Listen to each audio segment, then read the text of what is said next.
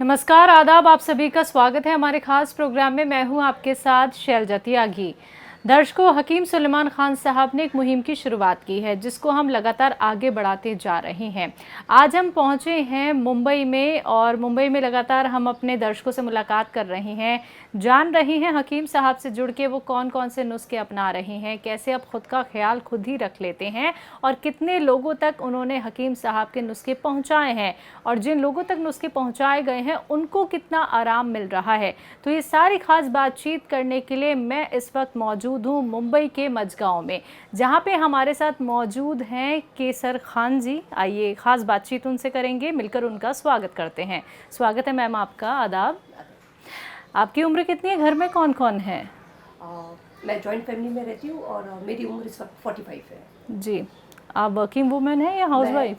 हाँ, एक as a teacher हूँ और एज अ लेक्चरर भी हूँ जी। और मैं स्कूल में प्रिंसिपल भी हूँ। जी। हाँ।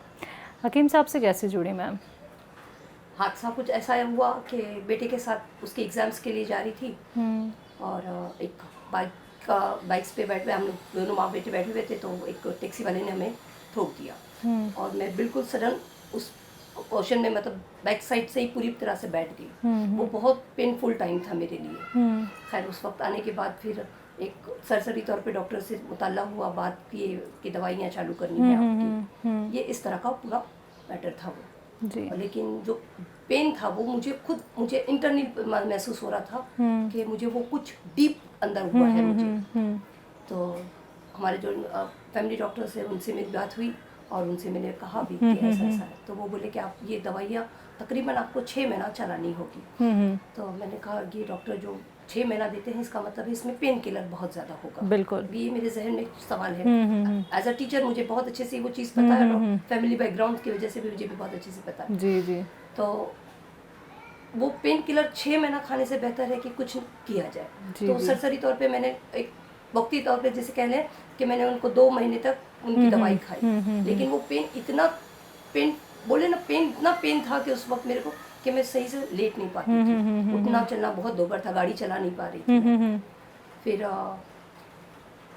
ये बाइकला एरिया में मेरे कुछ पहचान वाले हैं, वो तो उन लोगों ने बताया कि मतलब तुम है ना कुछ यूनानी दवा का इस्तेमाल करो तो ही आपका कुछ फर्क आएगा।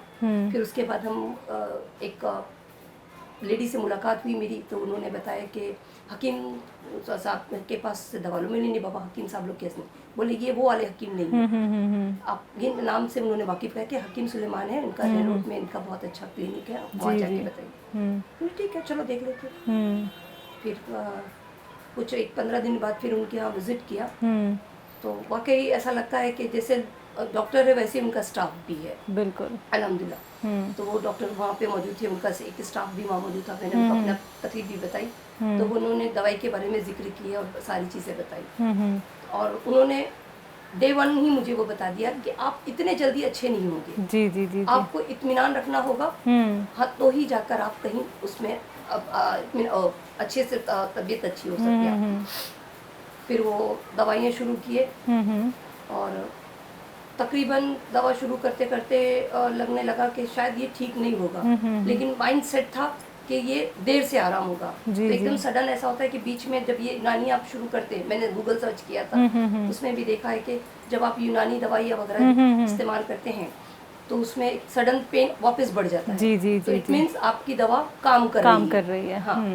तो वो उससे मुझे पता चला कि अब मैं को कुछ ये दवाइयाँ काफ़ी आ रहा। फिर उसके बाद से मैं वो दवाइयाँ लेना शुरू करी और वो मेरे नस का प्रॉब्लम जो था अब बहुत बेहतर हो गया। अब मैं गाड़ी भी बहुत अच्छे से चला लेती हूँ और मतलब लेटने में, उठने में, चलने में और मेरे वॉक करने में सारे मामले बेहतर हो गए। जी जी।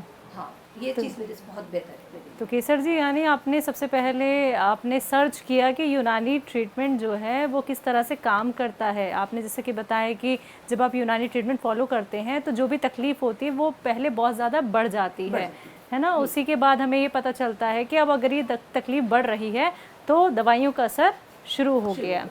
ठीक है, बहुत अच्छी बात है मैम कि जानकारी होनी बहुत ज़रूरी है। जितनी ज़्यादा नॉलेज होती है उतनी जल्दी हम अच्छा ट्रीटमेंट ही फॉलो आगे तक करते हैं।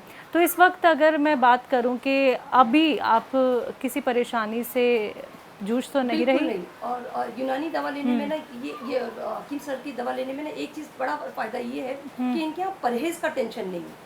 जो जी, सबसे सबसे बड़ा बड़ा हेडेक होता है एक पेशेंट बिल्कुल, के लिए हाँ, होता हाँ। है कि आप ये नहीं खा सकते, आप ये नहीं खा सकते, इतना ही खाना है, इतना ही पीना है, इतना ही चलना है, वो सारा टेंशन नहीं था। हाँ, मतलब आप दवाइयाँ खाइए और फ्री हो जाइए। जी, मतलब जी, वक़्त पर ही आपकी वो चीज़ें ठीक होगी। वो बिल्कुल, बहुत इत्मीनान रहा मेरे लिए। जी।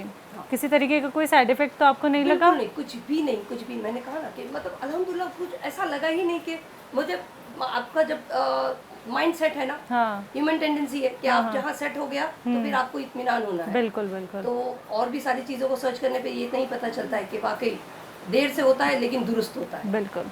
तो आप ठीक हुईं तो आपने और लोगों तक भी हकीम साहब के नुस्खे पहुँचाए? बिल्कुल, बिल्कुल, मैंने बताया है क्योंकि मैं एज़ अ टीचर हूँ, तो मेरा स्टाफ जो है वो उनको भी बताया, जो मेरे पास 40 अबाउट टीचर्स हैं, एज के हिसाब से आप करें, तो उनको भी कहा है कि उनके कुछ घुटनों के प्रॉब्लम सबसे ज़्यादा आजकल जो फीमेल प्रॉब्लम है, वो घुटने का प्रॉब्लम बहुत है।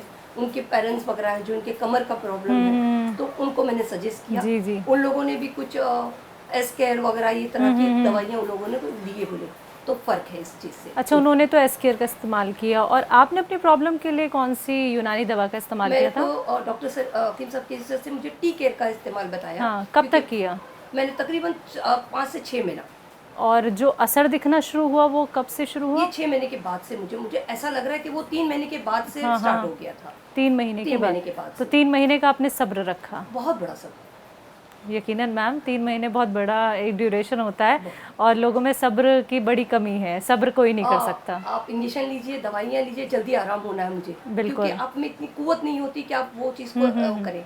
लेकिन अल्हम्दुलिल्लाह जब आपको करना है तो फिर करना है, वो जी, चीज़ जी। सोच लिया था। जी।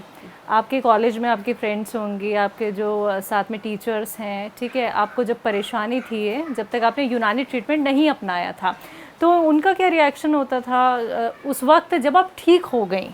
वो लोग मुझे देखते हैं तो मुझे बोले, ये कौन से डॉक्टर की दवा चल रही है तुम्हारी? हुँ, तो मैंने बोले, कोई बड़ा डॉक्टर हायर किए हो क्या? तो जी। बोले नहीं, बड़ा डॉक्टर नहीं। क्यों? मैंने वो यूनानी दवा चल रही है। बोले यूनानी दवा में कोई अच्छा नहीं होता? बोले मैं तो खड़ी हो गई, अब तो मैं बाइक भी चला लेती हूँ अच्छे से, और अच्छे से उठ बैठ चल रही हूँ, और इतना लंबा सफ़र यहाँ से जोगेश्वरी का लंबा सफ़र तय करके जाती रहती हूँ, और मुझे स्टेशन से वॉकेबल डिस्टेंस से 20 मिनट चलना पड़ता है। अब मैं इत्मीनान से आ रही जा रही हूँ। बोले मिस आप फिट लगते हैं आप कुछ, और इंटरनली आप जैसे ना वीकनेस फील नहीं जी, होती जी, है जी, दवा जी। खाने के बाद, बोले वो भी नहीं दिखता, आप एकदम फ्रेश दिखते हो। बोले बिल्कुल मैम, आप दिख भी रही हैं बहुत फ्रेश और बहुत अच्छा लग रहा है कि हमें आपसे मुलाकात करने का मौका भी मिला और आपकी सेहत का हाल जानने का भी मौका मिला। तो अब आप कितना अच्छा महसूस करते जब आपको कोई तकलीफ़ नहीं है, वो जो इतनी पुरानी दर्द की भी तकलीफ़ चल रही थी वो भी ख़त्म हो चुकी है, तो पहले की लाइफ में अब की लाइफ में कितना अंतर है? पहले बताऊँ, जो अ, दर्द था ना, तो ऐसा लगता था कि मैं और 4 साल पहले आगे बढ़ गई हूँ। वो दर्द, बुढ़ापा, एकदम अजीब-अजीब सी फीलिंग आती थी कि मैं ठीक हो भी पाऊँगी कि नहीं। लेकिन अब दवा खाने के बाद ये चीज़ इत्मीनान हो गया कि अब मैं 4 साल पीछे चली गई हूँ। फिर अब से अपने एक फिर से यंग एनर्जी, हाँ, जी है। तो बेटा भी कभी-कभी मुझे बोलता है, मम्मी आप कुछ ज़्यादा अच्छे लगने लगे हो, बोले फिट लगते हो आप।